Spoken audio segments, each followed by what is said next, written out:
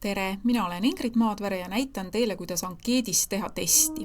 Et mul on juba siin Google Drive'is, võtan lahti, on juba tehtud siis ankeet, kus mul on lisatud erinevad küsimused ja nüüd siis vaatame seda, et kuidas sellest saab siis testi. Et te leiate, et siin on selline osa nagu seaded. Ja kui ma seadete alla lähen, siis siin on võimalik määrata, et muuda see testiks. Ja võt nüüd tehti mul automaatselt see asi siis testiks, nii et ma saan nüüd hakata määrama punkte. Ma lähen uuesti siia küsimuste juurde tagasi ja näitan, kuidas see käib. Et praegusel hetkel nüüd nime juures seal ju punkte ei anna, aga esimene küsimus, millal asutati GAG, klõpsame selle peale ja kui ma nüüd võtan selle vastuste vaade, siis siin ma saan määrata, mitu punkti sellest saab. Anname talle sellest 1 punkti ja ma märgin ära, mis on õige vastus, sest arvuti seda ju ise ei tea. Paneme valmis. Nii, siin on määratud.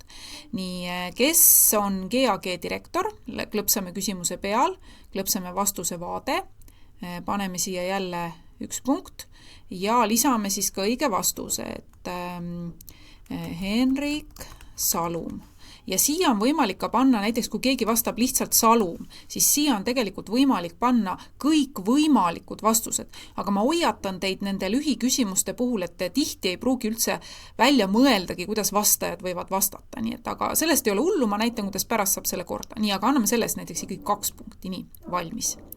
Ja siis mul oli küsimus, et mis majades asub GAG, klõpsame peal, vastuse vaade. Siin on nüüd mitu õiget, Kotsepuu, ma pean kõik siis ära valima, mis on õiged. Ja anname selle eest ka 2 punkti. Nii, 2 punkti ja valmis. Ja viimane oli mul pildiga küsimus. Lähme ka selle peale ja vastuse vaade, et kus see asub see büst, Gustav II Adolfi büst, see asub peamajas. Määran ära siis selle ja vaadake kindlasti, et te ka punktid siis panete, et anname selle eest 1 punkti. Nii. Ja klõps on valmis. Nii. Ja sellisel viisil siis ma sain endal teha selle ankeedi testiks. Aga lähen korra nüüd veel seadetesse tagasi ja näitan, et tegelikult siin on võimalik väga palju otsustada, et mida nagu teha. Et näiteks, millal nähakse hindeid? Kas kohe? Nii kui test on tehtud, nii ta näeb, kuidas tal läks või hiljem, kui ma vaatan selle asja üle. No ma jätan praegu kohe. Siis on näiteks võimalik siin ära määrata ka seda, kas mida näidatakse vale vastusega küsimused, õiged vastused, punktiväärtus. Nii et ma saan siit nagu määrata ära, mida see vastaja näeb. Ja siin ka vaikimisi ma võin panna näiteks iga kord, kui ma ühe küsimuse teen, siis tuleb automaatselt 1 punkt. Seda mina ei pannud siin, las see praegu jääda 0. Ja siis nüüd seda, et kas ma tahan näiteks, et ta kogub e-posti aadresse, see tähendab, et ma tean kindlalt, et võt selle testi on teinud see õpilane.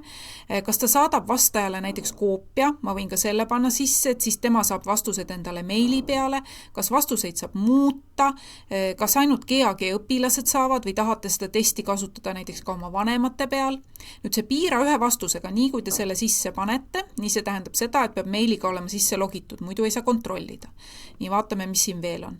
Edenemisriba, kui on palju küsimusi, siis kuvatakse edenemisriba alla, et on näha, mitu on vastatud. Ja kas ma tahan, et küsimused on juhuslikus järjestuses või täpselt nii, nagu mina panin, et ma võin panna, et on näiteks juhuslikus, see väldib seda, et ei tehta üksteise pealt maha.